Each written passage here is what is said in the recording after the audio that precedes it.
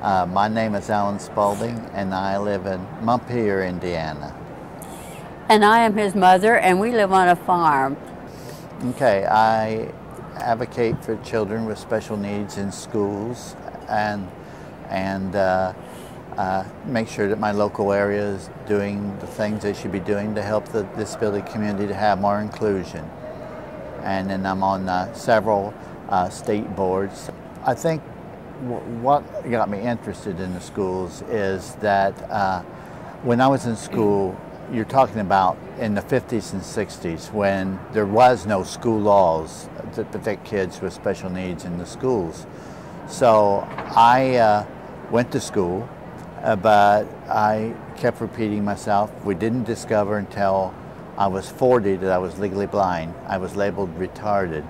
So in those days, we just I just got to go from one class to the next, and I did a lot of repeating. And then the reason why you were a preemie. Yeah, well, I was a preemie, and but that was the way we labeled back then. And the blind school wouldn't accept me because I wasn't totally blind. Well, you didn't know you was blind at that time, and and we're talking about this in the 50s and 60s. I want to keep bringing that up because that's important to understand. And then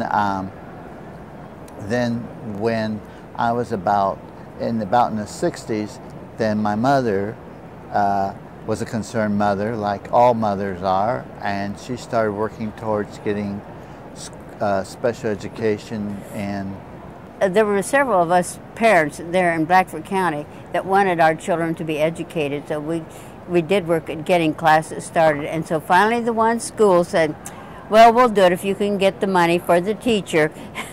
And so we did. We just gathered up, and I know the guy that was on the Chamber of Commerce said, you can't get money like that. You can't be getting your money together for classes, but we did. And we had 2 classes. What happened then through my school years, my mother got that started, and then when I was 16, it wasn't mandatory to even have me in there. So my school that bused me to the other school system let me come back to the 7th and 8th grade. And that really, in a sense, we begin then even testing the concept of inclusion, because I sat in the 7th and 8th grade classes.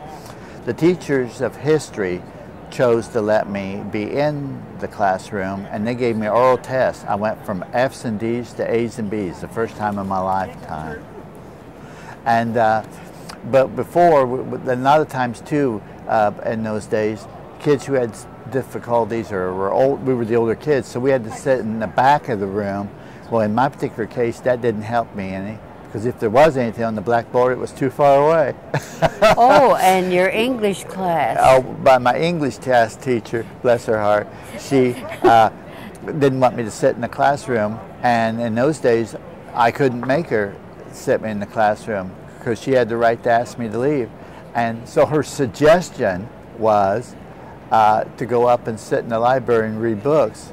Well, if I could read books, I could have read her English lessons, so that didn't make sense. But anyway, that's the kind of things we did. So then my mom and dad bought me one Christmas a tape recorder that was round reel tapes back then, and they flipped, and so I couldn't take it to school because about in the middle of the class, the tape would go flip flip because I'd have to switch it over. So the teacher in history classes gave my mother the textbooks, and then she read them ahead of time at home, and then I had to do my lessons and all my school at home, and then I just sort of went to school.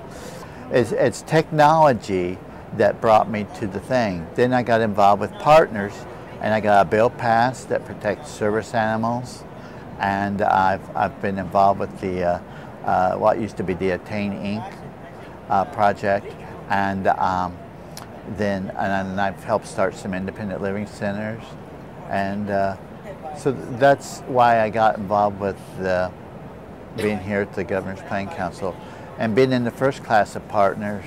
I've gotten to see all the great changes that's happened in Indiana, such as we do have more inclusion in the schools, and kids are graduating from colleges and getting degrees and getting good jobs.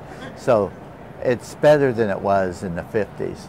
but we need to know where we came from so And we know how. where we can go. People do sometimes say that, why didn't I go to college?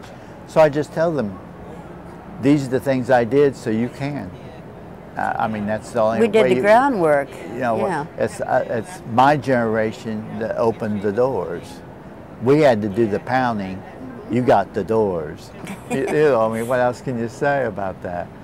And that gives me great satisfaction.